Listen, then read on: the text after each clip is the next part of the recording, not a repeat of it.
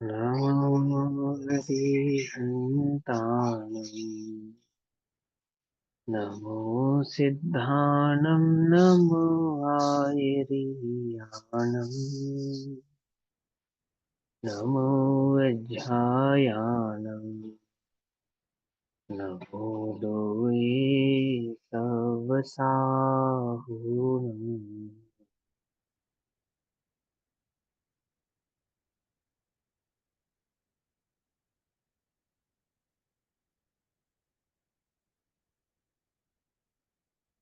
नमः समे साराय स्वानुभूत्या च कासते चित्स्वभावाय भावाय सर्वभावान्तरच्छिदे।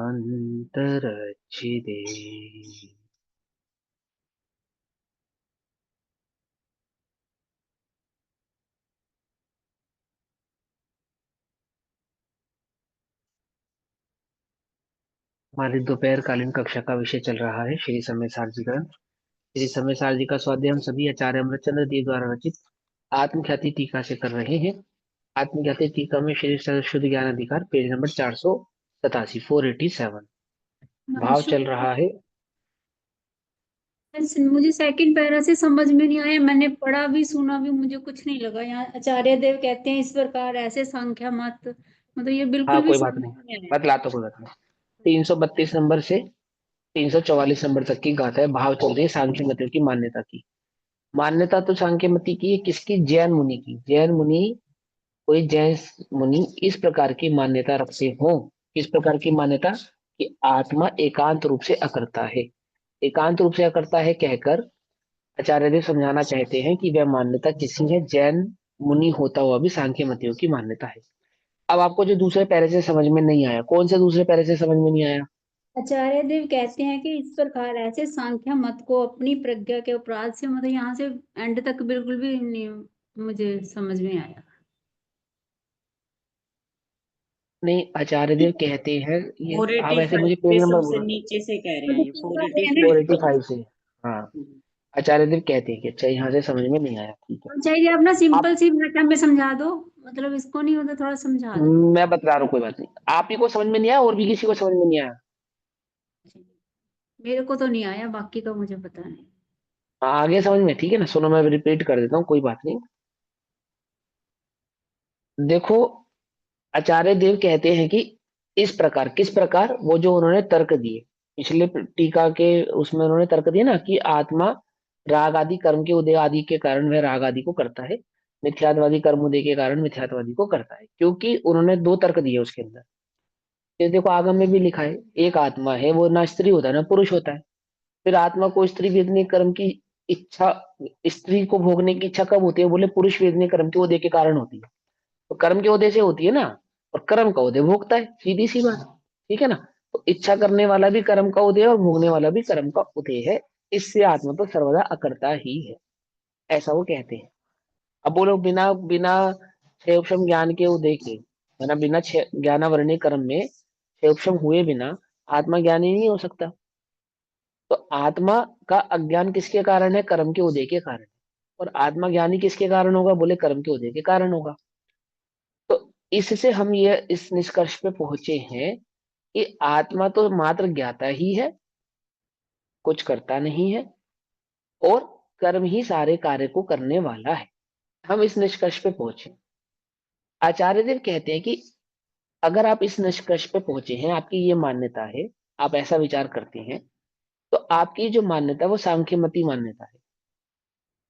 तो बोले सांख्यमती मान्यता क्यों है? तो बोले सुन, इस प्रकार ऐसे सांख्य मत को अपनी प्रज्ञा के अपराध से, अर्थात आपने जो अपनी अपनी प्रज्ञा के अपराध से मतलब अपने ज्ञान के अपराध से, अपने अज्ञान के अपराध से आपने जो डेढ़ अकल दौड़ाई ना, कि हमें ऐसा लगता है, हमें तो ऐसा भाषित होता है, हमें तो ऐसा समझ में आता है, समझे? हमें ऐसा लगता है, हमें ऐसा भाषित होता है, हमें ऐसा समझ में आता है। वो क्या कह रहे हैं?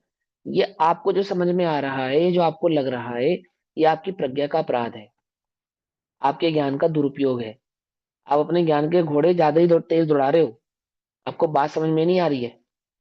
ठीक है ना, हम कुछ कह रहे हैं, आप समझ कुछ और रहे हो। कर्म का उदय है, हम उसका निषेध नहीं कर रहे हैं, लेकिन मात्र कर्म का उदय है ऐसा हम नहीं कह रहे हैं, ऐसा तुम्हें लग रहा है। तुमने सिद्धांत ग्रंथों को पढ़ के अथवा तुमने कर्णन योग को पढ़ के जो अर्थ निकाला, वो कैसा अर्थ निकाला कि अन्य पक्ष को समझे बिना। त्यागवाद में दो पक्ष है ना, एक जीव की अपेक्षा से पक्ष है, कर्म की अपेक्षा से पक्ष है।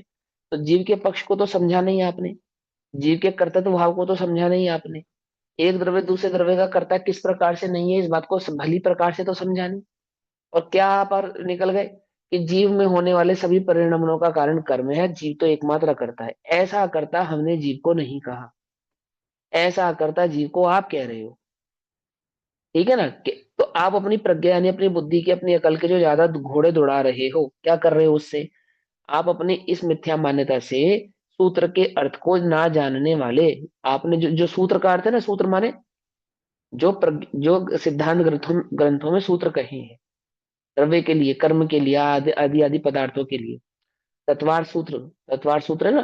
तो जो कर्णान योग आदि ग्रंथों में कर्मादि संदर्भ में जो सूत्र कहे गए हैं, उनके अर्थ को भली प्रकार से नहीं जानने वाले कुछ चमड़ाभाष प्ररूपित करते हैं। कुछ ऐसे साधु जैन होकर ऐसी प्ररूपणा करने लगे हैं या करते हैं। ठीक है ना। अच्छा, उनकी एकांत से प्रकृति के, उनकी एकांत से माना एक तरफा, उनकी जो ये एक तरफा कर्म के संदर्भ में, कर्म के संबंध में कर्तव्य की मान्यता है। एक तरफा मान्यता मतलब कि मात्र कर्म ही सब कारकों का करता है, जीव किसी भी प्रकार से किसी भी कारक का करता नहीं है। ये जो आपकी एकांत मान्यता है, ठीक, समस्त जीवों के एकांत से अकर्तत्व आ जाता है। क्या कहा, इसी आपकी इस मान्यता से सभी जीवों को एकांत रूप से, एकांत रूप से अकर्तत्व सिद्ध होता है, जबकि जीव एकांत रूप से अकर्तत्व नहीं है, कथनचित अकर्तत्व है और कथनचित कर्तत्व है। एकांत से मतलब, अब देखो, अब इसमें इतनी सी बात समझो, अपने यहाँ भी एक सम्यक एकांत होता है, ये मैंने पहले भी समझाया। सम्यक एकांत में जीव को एक तरफा कर्तव्य ही कहा जाता है। लेकिन सम्यक एकांत किस पे लागू होता है, जिसको सियादवाद के सभी भावों को भली प्रकार से ज्ञान हो। सियादवाद का जो कथन है, कथन शैली है, उसका भली प्रकार से जिसे ज्ञान होता है, उस जीव को जो सम्यक एकांत है, सम्यक एकांत माने दृष्टि का विषय, वहां जीव को फुल फ्लैश अकर्तत्व ही सिद्ध किया जाएगा, एकांत रूप से। ज्ञान के सिवा अन्य किसी भी भाव का वह करता नहीं है, इस बात को सिद्ध करते हैं।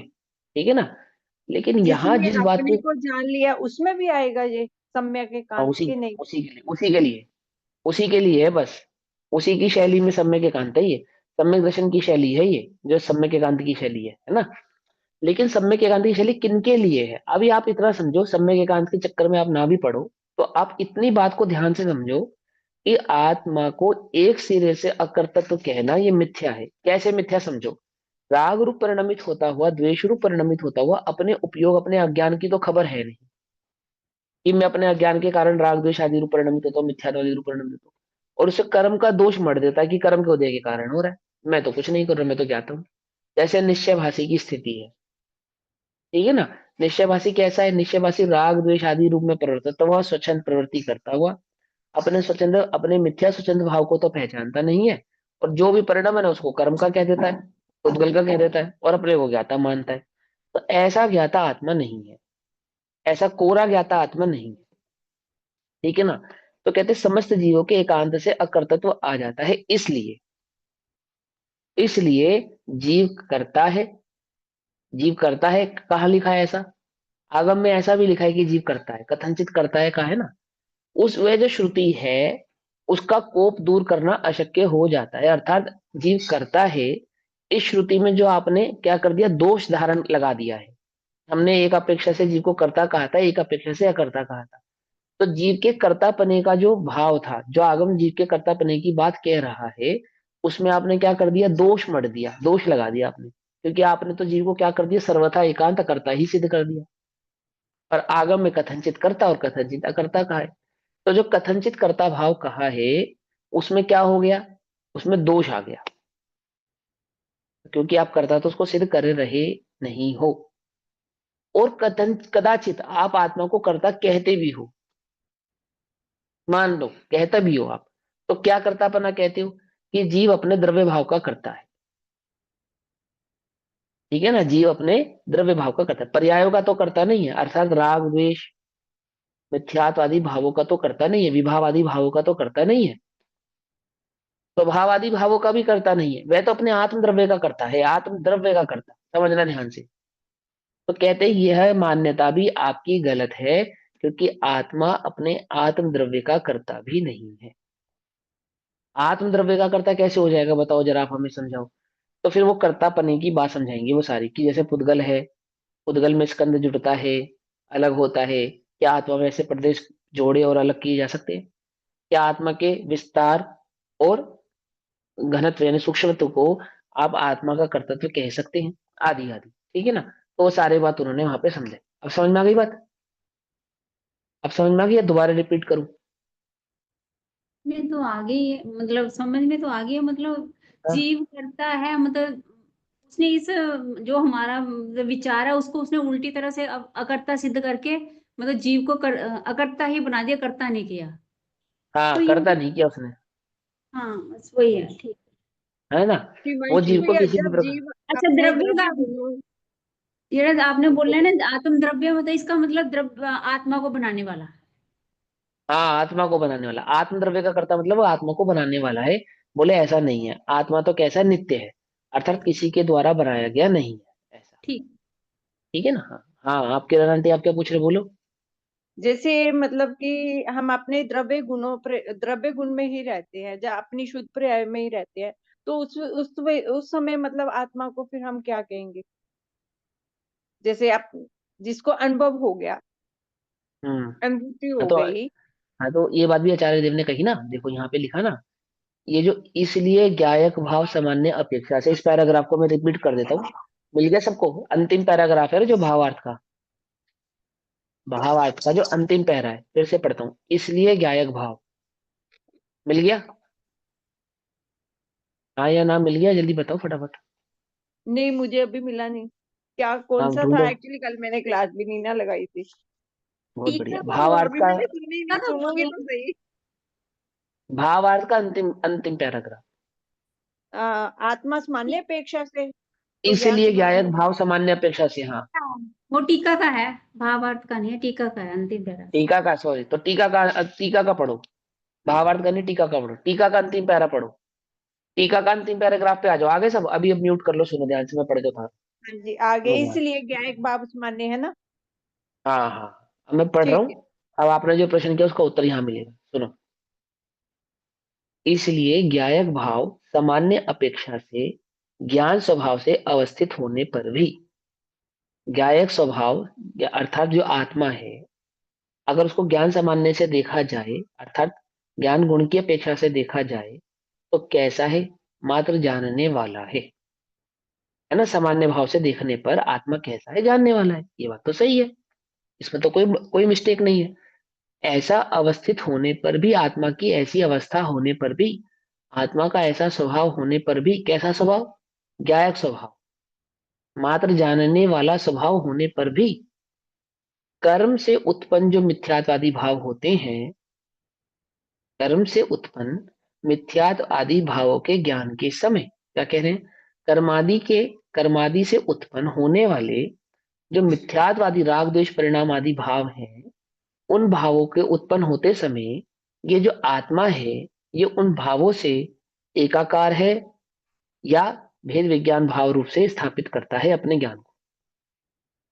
बोलो, वो क्या कहते हैं कि जब राग का उदय आया, तो क्या वह अपने को राग से भिन्न जानता है, या राग और आत्मा को एक जानता है?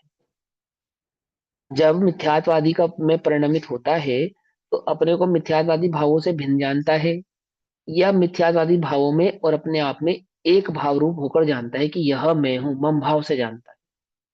उत्पन्न होने वाले विकार आदि भावों को अपने से भिन्न जानता है, या उन विकारी भावों में एकाकार रूप से उन विकारी भावों को जानता है? ये प्रश्न कर रहे हैं, ये ध्यान से समझना है इस बात को, आपको टोकना नहीं, आपको समझना है, समझना है। समझो इस बात को, ठीक है। आत्मा देह को, इस शरीर को, ये शरीर क्या है? कर्म का उदय। तो शरीर से अपने को भिन्न जानता है, या अपने को शरीर जानता है?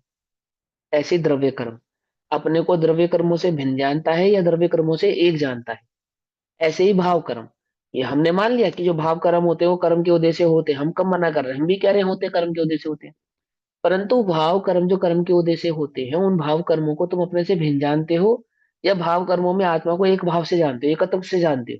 ये प्रश्न है आचार्य देव का हमसे, कि यदि तुम उसको एकत्व से जानते हो, द्रव्य कर्म, भाव कर्म और नौ कर्मों को आत्मा के साथ एकत्व करके जानते हो, अर्थात उन्हें ही आत्मा है ऐसा जानते हो। देही, मैं देह हूं, मेरे भाव कर्म है, भाव आदि मेरे हैं, अथवा अथवा परादि पदार्थ ही मेरा है, ऐसा यदि तुम जानते हो, ऐसा तुम्हारा श्रद्धान है, तो उस श्रद्धान के कर्ता तुम ही कहलाओगे, कोई कर्म का उदय नहीं कहलाएगा। ठीक है ना? तो उस समय होने वाले जो राग द्वेष आदि परिणाम है, वे राग द्वेष आदि परिणाम तुम्हारे हैं, क्योंकि तुमने अपने उपयोग को, अपने ज्ञान और अपने दर्शन को उस पर पदार्थ में एक भाव रूप करके जाना है, एकत्व के साथ जाना है। लेकिन अगर तुम अपने आप को, अपने आत्म तत्व को तो आत्म तत्व भाव वाला जानते हो, और राग द्वेष आदि परिणामों को उससे भिन्न जानते हो, तो द्रव्य कर्म, भाव कर्म और नो कर्म, उन तीनों को आत्मा से भिन्न जानते हो, या उन तीनों में अगर तुम्हारे को भिन्नता है, द्रव्य कर्म से अपने को भिन्न जानकर अपने को एक ज्ञान स्वभावी आत्मा ही अनुभव करते हो। द्रव्य कर्म, भाव कर्म और नो कर्म, इन तीनों ही प्रकार के कर्मों से भिन्न करके उस आत्मा को भेद विज्ञान के बल पर एक ज्ञायक भाव ही अनुभव करते हो। यदि तुम उस आत्मा को एक ज्ञायक भाव ही अनुभव करते हो, यदि तुम्हारे श्रद्धान में उस आत्मा में एकत्वपना है, पर पदार्थ में अन्यतपना है, तो तुम कर्म आदि के कर्ता नहीं हो, भाव कर्म के फिर तुम कर्ता नहीं हो। उस वक्त हम तुम्हें भाव कर्म का कर्ता हो ऐसा नहीं कहेंगे। कब कहेंगे? कथनचित कर्ता और कथनचित अकर्ता कैसा कहा? कि उपयोग जिस रूप परिणमित होगा, उस परिणमन का कर्ता आत्मा ही कहलाएगा। ज्ञान, श्रद्धान और दर्शन, तो ज्ञान, श्रद्धान और दर्शन का कर्ता कौन? बोले आत्मा है। ज्ञान, दर्शन, श्रद्धान जहां पे जिस प्रकार से परिणमित होते हैं, उन सब का परिणमन का कर्ता यह आत्मा ही कहलाएगा, अन्य ने कोई कहलाएगा नहीं। ठीक? इंद्रियों में होने वाली जो चपलता है, वो चपलता तो बाद में उत्पन्न होती है, पहले अंदर में उसके प्रति इच्छा उत्पन्न होती है। बोले इच्छा का करने वाला कौन है? बोले इच्छा को करने वाला ये आत्मा है। अंदर में आत्मा इच्छा करेगा तो बाहर इंद्रियों में उस प्रकार परिणमन भी होगा। पंडित टोडरमल जी ने कहा ना, क्या कहा? कि छदमस्त को परिणाम पूर्वक क्रिया होती है। कैसे होती है? ऐसा नहीं होता कि परिणाम तो हो नहीं और क्रिया हो जाए, ऐसा नहीं होता। पहले परिणाम पूर्वक क्रिया होती है ना? ऐसे ही मिथ्या दृष्टि का उपयोग पूर्वक परिणमन होता है। तो जहां उपयोग का परिणमन है, वह जीव का ही परिणमन कहलाएगा। यदि वह मिथ्यात्व रूप है, यानी पर में एकत्व भाव से परिणमित हो रहा है, तो पर में एकत्व भाव से परिणमित होने के कारण होने वाले जो राग द्वेष आदि भाव हैं, उनका कर्ता यह आत्मा ही है। और यदि वह पर में एकत्व भाव से परिणमित नहीं हो रहा है, यानी उसने पर में एकपना धारण नहीं किया है, एक निजी चैतन्य ज्ञायक भाव में ही अपनापन धारण किया है, उसके बाद भी यदि राग द्वेष होते हैं, तो फिर उन राग द्वेष का कर्ता ये आत्मा नहीं है, फिर तो वह कर्म का ही उदय है, और कर्म का ही उदय उसे जानो, वह जीव उनका कर्ता नहीं है। आ गई बस समझ में या नहीं समझ में? यानी मिथ्या दृष्टि के द्वारा होने वाले राग द्वेष आदि परिणामों का कर्ता जीव स्वयं, ये और लास्ट सम्यक बात दृष्टि, रिपीट करना जो आपने बोला था, फिर तो मानो हाँ, कि ये कर्म का उदय वो है। तो दे, मिथ्या दृष्टि द्वारा किए जाने वाले राग द्वेष आदि परिणामों का कर्ता जीव स्वयं, और सम्यक दृष्टि आदि के जीवन में होने वाले राग द्वेष आदि परिणामों का कर्ता जीव नहीं है, वह मात्र कर्म का उदय है। ऐसा मिथ्या दृष्टि छल ग्रहण ना करे। क्या छल ग्रहण ना करे? अपने राग द्वेष आदि भावों से तो एकत्व को तोड़े नहीं, और उन्हें मात्र कर्म का उदय जाने, तो उसे कभी भी आत्मानुभूति होने वाली नहीं है। पकड़ में ही बात? अब ये मैं पढ़ता हूं, तो आप लोग इसको ध्यान से समझना। अब मैं इसको ज्यादा खोलने की मुझे लगता नहीं कि आवश्यकता पड़ेगी, फिर भी नहीं समझ में आएगा तो पूछना। ठीक, सुनो। ज्ञायक भाव सामान्य अपेक्षा से ज्ञान स्वभाव से अवस्थित होने पर भी कर्म से उत्पन्न होने मिथ्यात्वादी भावों के ज्ञान के समय, अब ज्ञान, ज्ञायक भाव ज्ञान सामान्य की अपेक्षा से तो ज्ञायक ही है, लेकिन जब मिथ्यात्वादी भाव कर्म उत्पन्न होते हैं, उस समय क्या होता है? अनादिकाल से ज्ञेय और ज्ञान के, अनादिकाल से ज्ञेय और ज्ञान के भेद विज्ञान से शून्य होने से, भेद विज्ञान के शून्य होने से अर्थात ज्ञान और ज्ञेय में एकत्वपना धारण होने से, अभेदपना धारण होने से, दोनों को भिन्न भिन्न नहीं जानने के कारण, ठीक है ना, ज्ञान ज्ञेय से भिन्न है ना, लेकिन ज्ञान में ज्ञेय में क्या है, एकत्वपना, ज्ञान और ज्ञेय में एकत्वपना धारण जो उसने किया है, अर्थात ज्ञेय से ज्ञान होता है, ज्ञेय ही ज्ञान है, ज्ञेय का मैं भोगता हूँ, आदि आदि जो इसकी धारणा है ना।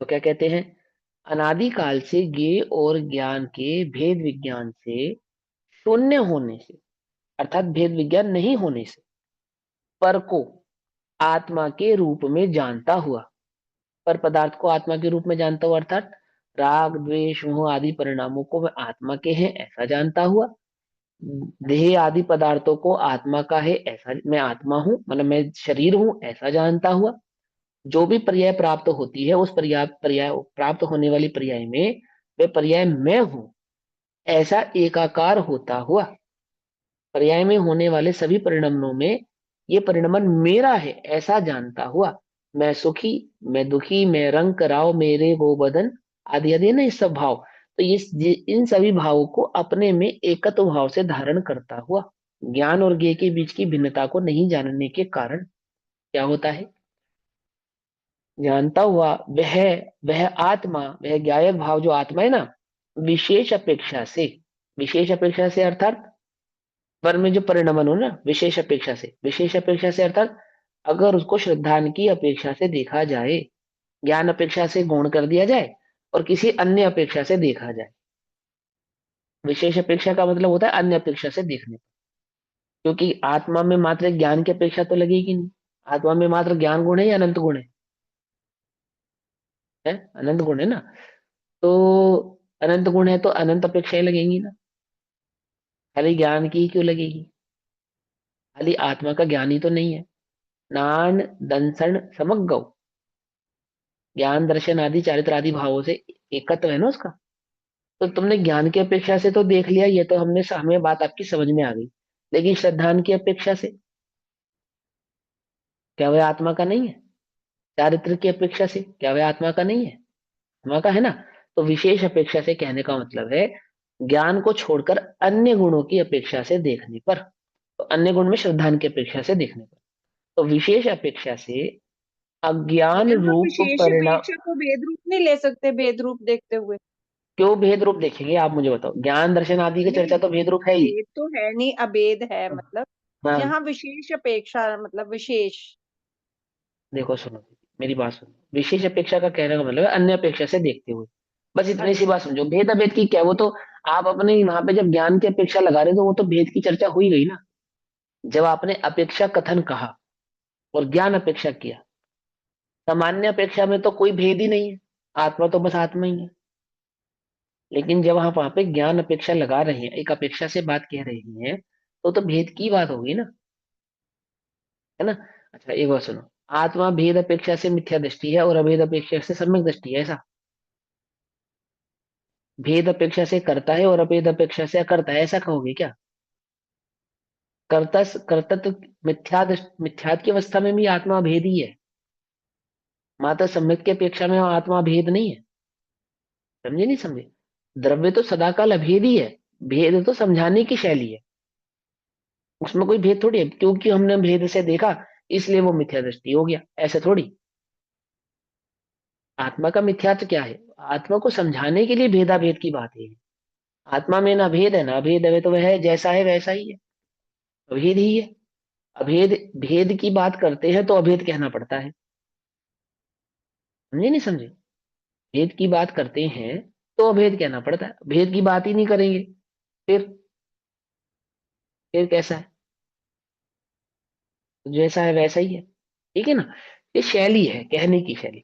तो क्या कहते हैं कि अब जो मैं हूं, अरे सीधी सी बात है, अब मेरे उपयोग का कर्ता मैं हूं, यदि मैं उसको पर में परिणमित करा रहा हूं अपने उपयोग को, तो उसका दोषी मैं ही हूं, अन्य कोई नहीं है, किसी कर्म के उदय के कारण मैं मिथ्या दृष्टि नहीं हो गया हूं, यदि मुझे आत्मानुभव नहीं हो रहा है तो इसका मतलब मैंने भेद विज्ञान प्रकट नहीं किया है, ये पुरुषार्थहीनता की बात है अगर हम ये कहें कि कर्म के उदय के कारण जीव मिथ्या दृष्टि है, समझे, ये समझने वाली बात है बहुत, सम्यक एकांत के पक्ष को पढ़ पढ़ के ना आप पता नहीं अंदर में क्या जंग लगाया है है ना, उल्टा नहीं पकड़ना।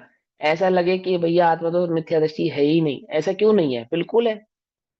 यदि वह परासक्त है, पर में एकत्व भाव को धारण किए हुए है, अनादिकाल से ज्ञान और ज्ञेय की भिन्नता को नहीं जानता है, तो नहीं जानने के कारण, ज्ञान और ज्ञेय की भिन्नता को नहीं जानने के कारण क्या कहते हैं,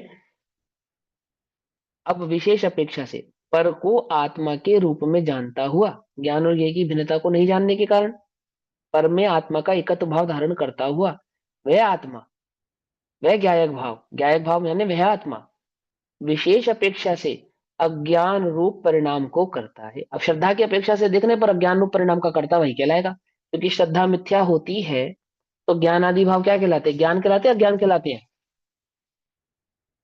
बोलो। यही ज्ञान सम्यक ज्ञान कहलाएगा या मिथ्या ज्ञान कहलाएगा अगर श्रद्धा विपरीत होगी तो? मिथ्या, मिथ्या। अज्ञान ही होगा वो तो, मिथ्या है ना, मिथ्या फिर दृष्टि। हाँ, तो फिर अब विशेष अपेक्षा से मतलब श्रद्धा की अपेक्षा से देखने पर उसमें एकत्व भाव का धारण उसने कहाँ किया, ज्ञान में किया है या श्रद्धा में किया है, कि ज्ञान ऐसा जानता है और श्रद्धा ऐसा मानती है, ठीक है ना, तो ठीक है। अब वह अज्ञान रूप परिणमित करता है। अब ब्रैकेट में देखो क्या लिखा है, अज्ञान रूप ऐसा जो ज्ञान का परिणमन उसको करता है। ज्ञान का परिणमन कैसा करता है, अज्ञान रूप परिणमित होता है। ज्ञान को अज्ञान संध्या कब मिलती है, ज्ञान को अज्ञान संज्ञा कब मिलती है, जब श्रद्धान मिथ्या हो तब मिलती है। ज्ञान को ज्ञान संज्ञा कब प्राप्त होती है, जब श्रद्धान सम्यक हो तब प्राप्त होती है। समझिए बात। तो इसलिए इसलिए उसके कर्तृत्व को स्वीकार करना, अपने मिथ्यात्व के कर्तृत्व को स्वीकार करना, अपनी उल्टी मान्यता को तुम स्वीकार करना कि उसके कर्ता तुम हो, तुम में उत्पन्न होने वाले राग द्वेष आदि परिणामों के कर्ता तुम स्वयं हो, इस बात को तुम स्वीकार करना। ब्रैकेट में डालो देखो क्या लिखा, अर्थात ऐसा स्वीकार करना कि वह करता है। ये मेरे को उत्पन्न हो रहा है जो दुख है, जो आत्मा को आकुलता उत्पन्न हो रही है मुझे, इसके कारण हो रही है, कर्म के उदय के कारण, ऐसा कहोगे? बोले ऐसा नहीं है, ऐसा नहीं है। अनादि मिथ्या दृष्टि को मिथ्यात्व कर्म का देखो, एक इंद्रिय, दो इंद्रिय, तीन इंद्रिय, चार इंद्रिय, पांच इंद्रिय असंगी जीवों को मिथ्यात्वादी रूप होने वाली परिणति का कर्ता नहीं कहेंगे, वहां उसको कर्म का उदय ही कहेंगे, क्योंकि उस जीव के पास ऐसी योग्यता ही नहीं है कि वह भेद विज्ञान का पुरुषार्थ कर सके। ठीक, ज्ञानी को होने वाले राग द्वेष आदि का कर्ता नहीं कहेंगे, क्योंकि वह भेद विज्ञान के बल पे अपने को उनसे भिन्न जानता है। एकमात्र संघी पंचेंद्रिय मिथ्या दृष्टि, अनादि मिथ्या दृष्टि को ही एकमात्र, ये समझना पड़ेगा, एकमात्र अनादि संघी पंचेंद्रिय मिथ्या दृष्टि को, अनादि मिथ्या दृष्टि संघी पंचेंद्रिय को ही उस राग द्वेष आदि परिणाम का कर्ता कहेंगे, कि वह उस राग द्वेष आदि परिणामों का कर्ता है, क्योंकि वहां उसको भेद विज्ञान प्रकट करने की समझ है, और ऐसा होने पर भी वह भेद विज्ञान करके अपने को उससे भिन्न नहीं जानता है। तो ये किसी अन्य की गलती नहीं है, यह जीव का स्वयं का अपना ही प्रमाद है, जीव की अपने स्वयं की ही योग्यता है, जीव की अपने स्वयं की ही मान्यता है। कोई कर्म के उदय के कारण ऐसा है, बोले ऐसा नहीं, बिल्कुल भी नहीं है ऐसा। ठीक, तो क्या कहते हैं, अर्थात ऐसा स्वीकार करना कि वह करता है, वह भी। अब उसको करता कब तक स्वीकार करना, वह भी कब तक, तो ऐसा नहीं हर सर्वथा वह करता है, वह भी कब तक, जब तक कि, जब तक, वह भी तब तक कि जब तक भेद विज्ञान के प्रारंभ से, अर्थात भेद विज्ञान के उदय से या भेद विज्ञान प्रकट करने से, ज्ञेय और ज्ञान के भेद विज्ञान से पूर्ण, ज्ञेय और ज्ञान के भेद विज्ञान से पूर्ण, अर्थात दोनों को पूर्णता भिन्न जानने पर, ज्ञान को ज्ञेय से पूर्णता भिन्न जानने पर, ब्रैकेट में, अर्थात भेद विज्ञान सहित होने के कारण आत्मा को, अपने आत्मा को ही आत्मा के रूप में जानता हुआ, अपने आत्मा को किस रूप में जानता हुआ, आत्म रूप में ही जानता हुआ, अपने आत्मा को आत्म रूप से ही अनुभव करता हुआ, राग द्वेष मिथ्यात्वादी भावों से अनुभव नहीं करता हुआ, द्रव्य कर्म भाव कर्म नो कर्मों में एकत्व भाव को नहीं धारण करता हुआ, एकमात्र आत्मा को आत्म भाव से अनुभव करता हुआ, कब तक करता कहेंगे, जब तक वह अपने आत्मा को अपने आत्म भाव में ही अनुभव ना कर लेवे, जानता हुआ वह ज्ञान स्वभाव, वह आत्मा विशेष अपेक्षा से भी, अर्थात श्रद्धान से भी, ज्ञान से भी, ज्ञान से तो ज्ञायक है ही, श्रद्धान से भी ज्ञान रूप ही परिणाम से, ज्ञान परिणाम से परिणमित होता हुआ, अर्थात एक ज्ञायक भाव में ही परिणमित होता हुआ, अपने आप को स्थापित करता हुआ, स्थिर करता हुआ, ज्ञान रूप से ऐसा जो ज्ञान का परिणमन उस रूप ही परिणमित होता हुआ मात्र ज्ञातृत्व के कारण साक्षात अकर्ता हो। मात्र ज्ञातृत्व के कारण साक्षात अपने को ज्ञाता ही अनुभव करता हो, तब तक हम उसको, जब तक ऐसा भाव प्रकट नहीं कर लेता, अर्थात जब तक सम्यक दर्शन प्रकट नहीं करता है, जब तक आत्मानुभूति प्रकट नहीं करता है, तब तक उस राग द्वेष मिथ्यात आदि का कर्ता हम उस जीव को ही कहने वाले हैं। तुम भी ऐसा जानना। कब तक? जब तक अपने ज्ञान स्वभाव की पहचान करके अपने आप को उस ज्ञान स्वभाव में स्थित ना कर ले, तब तक। अब ज्ञान स्वभाव में स्थित कर लिया, उसके बाद बोले उसके बाद होने वाला सब कर्म का उदय, उसका कर्ता जीव नहीं। राग हो, द्वेष हो, कैसे भी परिणाम हो, किसी भी परिणाम का कर्ता जीव नहीं है, एक ज्ञायक भाव ही है। कब तक? कब तक कहेंगे? जब तक सम्यक दर्शन प्रकट ना कर ले तब तक, जब तक आत्मानुभूति प्रकट ना कर ले तब तक, अथवा जब तक भेद विज्ञान के बल पे अपने को पर से भिन्न ना जाने, तब तक होने वाले मिथ्यात्वादी भावों का कर्ता यह जीव ही है, ऐसा जानना। अगली बात नहीं समझ में आई? अब सुनो भावार्थ क्या कहते हैं।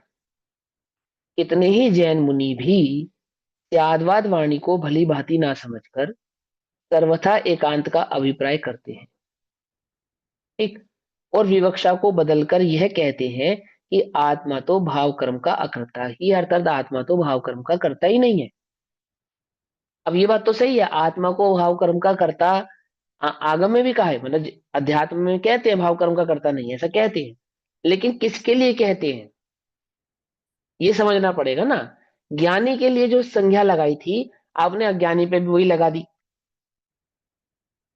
क्या कहा? जो नियम ज्ञानी पे लागू होगा वो किस पे लागू नहीं होगा? बोले अज्ञानी पे वो नियम लागू नहीं होगा। अब देखो, ज्ञानी पे तो ये नियम लागू होता है कि उसका भवसागर चुल्लू भर रह गया, तो क्या ज्ञानी पे भी ये नियम लागू होगा? बोलो, ज्ञानी पे तो ये नियम लागू होता है कि उसको आमुक आमुक प्रकृतियों का आश्रम नहीं होगा, तो क्या ज्ञानी अज्ञानी को भी नहीं होगा? बोलो, है ना?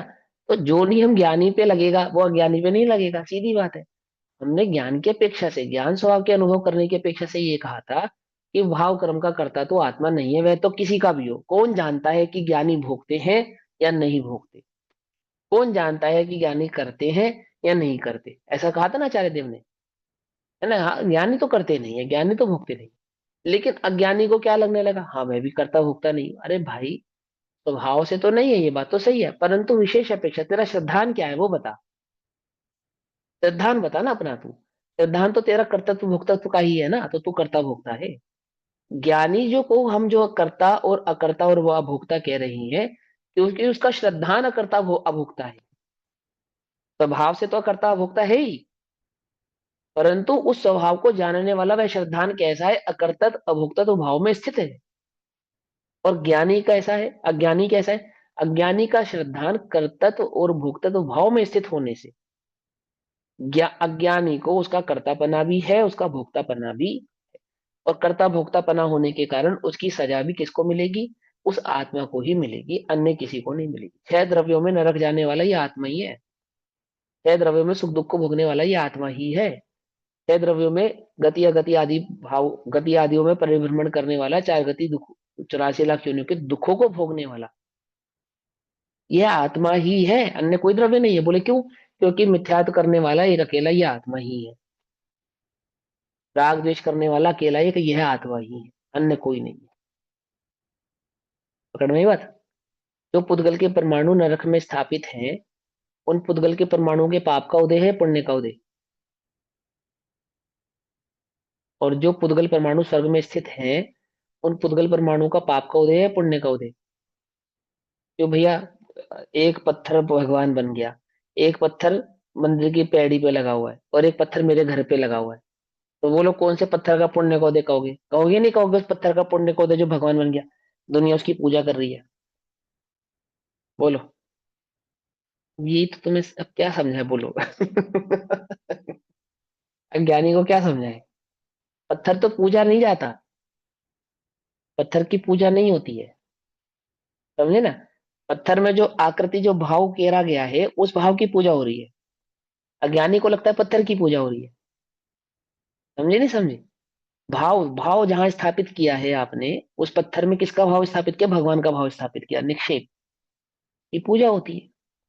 पत्थर की भी नाम निक्षेप से पूजा नहीं होती है, स्थापना निक्षेप से नहीं होती है। वास्तव में तो भाव निष्पेक्ष निपेक्ष से ही होती है। भाव निरपेक्ष करने पर ही उसमें नाम स्थापना आदि निरपेक्ष स्थापित होते हैं। भाव निष्पेक्ष किए बिना, भाव निपेक्ष किए निरपेक्ष बिना निरपेक्ष निरपेक्ष नहीं। कंफ्यूज हो निक्षेप। गया, मैं सही निक्षेप, बोल। सॉरी, निक्षेप निक्षेप, हाँ, निक्षेप। निक्षेप निक्षेप भैया कहने में तो निक्षेप। आएगा, पत्थर तो पत्थर ही है। हाँ, अब सुनो ना, भाव निक्षेप होने के कारण, भाव निक्षेप होने के कारण ही उसमें स्थापना निक्षेप और नाम निक्षेप, ये दोनों निक्षेप लागू होते हैं। समझे या नहीं समझे? भाव निक्षेप लागू नहीं होता तो बोलो, कितने लोग अरिहंत पूजा करते हैं बताओ? जगत में कितने लोग अरिहंत पूजा करते हैं? और जितने अरिहंत पूजा करते हैं, उतने भी कितने ऐसे भी हैं जो ये अरिहंत नहीं है, ये अरिहंत, आंख बंद आंख वाले अरिहंत नहीं है, खुली आंख वाले अरिहंत है, ऐसा मानते हैं। कितने ही ऐसे हैं जो चंदन आदि लेपन करे तो उसको अरिहंत मानते हैं, चंदन आदि लेपन ना करे तो उसको अरिहंत नहीं मानते। कितने ही ऐसे हैं कि आमुक द्वारा प्रतिष्ठित किया गया हो तो अरिहंत है, और आमुक द्वारा प्रतिष्ठित नहीं किए गए हैं तो अरिहंत नहीं है। बोलो, भाव निक्षेप ही नहीं है जिनको, ना उनके लिए स्थापना निक्षेप और नाम निक्षेप की क्या कदर है? बोलो, है कोई कदर? है ही नहीं। अज्ञानी को लगता है पत्थर पूजा जाता है, वो पत्थर नहीं पूजा जाता। ऐसे ही अज्ञानी को लगता है पुद्गल का परिणमन, वो अपना परिणमन मानता है ना, तो वो क्या कह रहे हैं, वो पुद्गल का करता तो मैं नहीं हूं। तो राग द्वेष मिथ्यात्वादी, इन सबको अपने से डिनाई कर कर क्या स्थापित करा? मिथ्यात्वादी में परिणमित होता हुआ भी अपने को मैं मिथ्या दृष्टि हूं ऐसा नहीं मानता, मैं तो एक ज्ञाय भाव हूं ऐसा मानता, करता मानता। बोले ऐसा नहीं है, ये ऐसे नहीं चलेगी बात, ऐसे नहीं चलेगी। छह द्रव्यों में एकमात्र मिथ्या दृष्टि जीव है, ये आपको समझना पड़ेगा। अन्य जीव, अन्य द्रव्य मिथ्या दृष्टि नहीं होते, अन्य अन्य द्रव्यों में राग द्वेष आदि परिणाम नहीं होते। क्या सवाल उठाया था?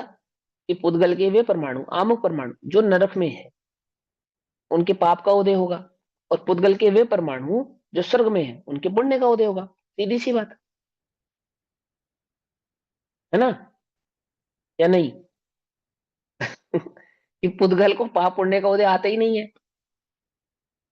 आता ही नहीं है। जो जो सुख का अनुभव करे, जो दुख का अनुभव करे, उसके अनुभव की अपेक्षा से पाप और पुण्य, शुभ अशुभ भाव आदि कहे जाते हैं। कुछ बात समझ में नहीं आई? भगवान कब कहा जाए कहलाता है पत्थर? भाव निक्षेप होता है तो वे भगवान कहलाते हैं। भाव निक्षेप नहीं होता है तो किसी के लिए, जिसके लिए भाव निक्षेप नहीं होता, उसको वो भगवान भी नहीं लगते, है ना। ऐसे ही पर में आसक्ति होती है तो पर की अपेक्षा से कथन करते हैं, पर में आसक्ति नहीं होती है तो पर में होने वाले परिणमन का कर्ता भी वह जीव नहीं है, ऐसा कहते हैं। पकड़ में ही बात या नहीं पकड़ में ही? अब मिथ्या दृष्टि को पर में आसक्ति है, पर में आसक्ति होने के कारण पराभाव का कर्ता वह जीव ही है, अन्य कोई नहीं है। किसी कर्म के उदय ने करा दिया, ऐसा नहीं है। आसक्ति नहीं होने पर में एकत्व भाव नहीं होने पर में और आत्मा के बीच में भेद विज्ञान होने पर क्या है? होने वाला जो राग द्वेष आदि परिणाम है उसका कर्ता जीव नहीं है। अर्थात ज्ञानी के होने वाले राग द्वेष आदि परिणाम का कर्ता जीव नहीं है, ऐसा कहेंगे। और अज्ञानी को होने वाले राग द्वेष आदि परिणाम का कर्ता वह अज्ञानी ही है, ऐसा कहेंगे। ठीक, समझ में आई बात? नहीं समझ में आई? अभी भावार्थ को पूरा करते हैं। कितने ही जैन मुनि भी शादवाद की वाणी को भली भांति न समझकर सर्वथा एकांत का अभिप्राय करते हैं, और विवक्षा को बदलकर यह कहते हैं कि आत्मा तो भाव कर्म का अकर्ता ही है। अकर्ता ही है मतलब सर्वथा अकर्ता है, ऐसा। कर्म प्रकृति का उदय ही भाव कर्म को कराता है। अज्ञान, ज्ञान, सोना, जागना, सुख दुख, मिथ्यात, असंयम, चार गतियों में भ्रमण, इन सबको तथा जो कुछ शुभ अशुभ भाव हैं, इन सबको कर्म ही कराता है, जीव तो अकर्ता है। अज्ञानी विवक्षा बदलकर ऐसा कहते हैं। विवक्षा बदलकर क्या कहेंगे? उनको विवक्षा, वे विवक्षा का यही अर्थ निकालते हैं, ऐसा ही अर्थ निकालकर कहते हैं। और वे मुनि शास्त्र का भी ऐसा ही अर्थ करते हैं कि वेद के उदय से स्त्री पुरुष का विकार होता है और अपघात तथा परघात प्रकृति के उदय से परस्पर घात होता है। इस प्रकार जैसे सांख्य मतावलंबी सब कुछ प्रकृति का कार्य मानते हैं, अर्थात कर्म का उदय मानते हैं, कर्म का ही जगत में परिणमन मानते हैं, और पुरुष को अकर्ता मानते हैं, पुरुष माने जीव को अकर्ता मानते हैं, उसी प्रकार अपनी बुद्धि के दोष से, अपनी बुद्धि के दोष से, सही विवक्षा को नहीं जानने के कारण, ये मुझे ऐसा लगता है, देखो इसमें ऐसा लगा इसलिए मुझे ऐसा लगता है, इसका अर्थ तो यही निकल कर आता है ना। तो अपनी बुद्धि के दोष से उन मुनियों को भी ऐसी ही एकांतिक मान्यता हुई है। अरे मुनियों को एकांतिक मान्यता हो सकती है प्रभु, ग्रस्तों को नहीं हो सकती क्या? अब हमको तो ये लगता है मुनियों को एकांतिक मान्यता हो सकती है, हमें नहीं हो सकती क्या? अगर आगम को ध्यान से नहीं पढ़ोगे तो हमें भी हो सकती है, आगम को सर्वोपरि नहीं रखोगे तो हमें भी एकांतिक मान्यताएं हो सकती है। ठीक, इसलिए जिनवाणी तो स्याद्वाद रूप होने से सर्वथा एकांत को मानने वाले, जिनवाणी कैसी है, वो तो स्याद्वाद रूप है, वह स्याद्वाद रूप जिनवाणी तो सर्वथा एकांत को मानने वाले उन मुनियों पर जिनवाणी का कोप अवश्य होता है। जिनवाणी का कोप अवश्य होता है अर्थात वे जिनवाणी के विरुद्ध ही खड़े रहते हैं, जिनवाणी उन्हें अपने से विरुद्ध ही मानती है, ये कि ये आगम विरुद्ध कथन है, आगम विरुद्ध बात है। जिनवाणी के कोप के भय से यदि वे विवक्षा को बदलकर यह कहें कि नहीं नहीं, ये तो आगम में तो आत्मा को कथनचित कर्ता भी लिखा है, अब हमें कर्ता भी सिद्ध करना पड़ेगा, तो फिर वो क्या कहते हैं कि वो द्रव्य भाव का करता है, अपने द्रव्य भाव का करता है।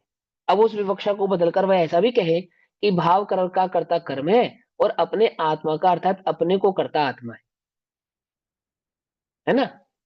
इस प्रकार हम आत्मा को कथनचित कर्ता कहते हैं, इसलिए वाणी का कोप नहीं होता। अब तो हमने जिन वाणी की बात का विराधना नहीं की ना, हमने आत्मा को कर्ता भी सिद्ध कर दिया है ना। तो बोले ऐसा नहीं है ऐसा अर्थ नहीं निकालना है, ऐसे करता नहीं है आत्मा, तो उनका यह कथन भी मिथ्या ही है। आत्मा द्रव्य से नित्य है, नित्य है अर्थात किसी के द्वारा बनाया गया नहीं है, असंख्यात प्रदेशी है, लोक परिमाणा है, इसलिए उसमें तो कुछ भी नवीन करना नहीं है। और जो भाव कर्म रूप पर्याय हैं उनका कर्ता तो वे मुनि कर्म को ही कहते हैं, इसलिए आत्मा तो अकर्ता ही रहा।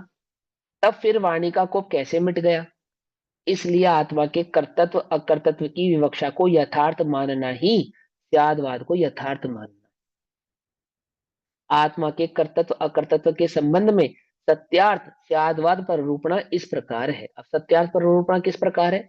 आत्मा सामान्य अपेक्षा से ज्ञान स्वभाव से देखने पर तो ज्ञान स्वभाव में ही स्थित है, परंतु मिथ्यात्वादी भावों को जानते समय अनादिकाल से ज्ञेय और ज्ञान के भेद विज्ञान के अभाव के कारण अर्थात उल्टी मान्यता के कारण, विपरीत श्रद्धा के कारण ज्ञेय रूप मिथ्यात्वादी भावों को आत्मा के रूप में जानता है। इसलिए विशेष इस प्रकार विशेष अपेक्षा से ज्ञान रूप ज्ञान परिणाम को करने से करता है। इसलिए इस प्रकार विशेष अपेक्षा से अज्ञान रूप परिणाम को करने से करता ही है, अर्थात विपरीत श्रद्धान होने पर विपरीत आदि उत्पन्न होने वाले राग द्वेष मिथ्यात्वादी परिणामों का कर्ता यह आत्मा ही है। और जब भेद विज्ञान होने से आत्मा को ही आत्मा के रूप में जानता है, तब विशेष अपेक्षा से भी ज्ञान रूप परिणामों में ही परिणमता होता हुआ मात्र ज्ञाता रहने से साक्षात अकर्ता है, ऐसा जानना चाहिए। अगली बात समझ में। अब इसी अर्थ का कलश रूप काव्य कहते हैं। अब इसी भाव को आचार्य देव कलश के माध्यम से कहते हैं, कलश नंबर 205, 205 नंबर का कलश। ठीक, तो 205 नंबर का कलश हम सब कल पढ़ेंगे। तब तक के लिए सभी को जय जिनेन्द्र। ओम नमः सिद्धि। निज निधि निज में बताई यहाँ अनंत उपकार है, उसके लिए जिनवाणी माँ को वंदना शतबार।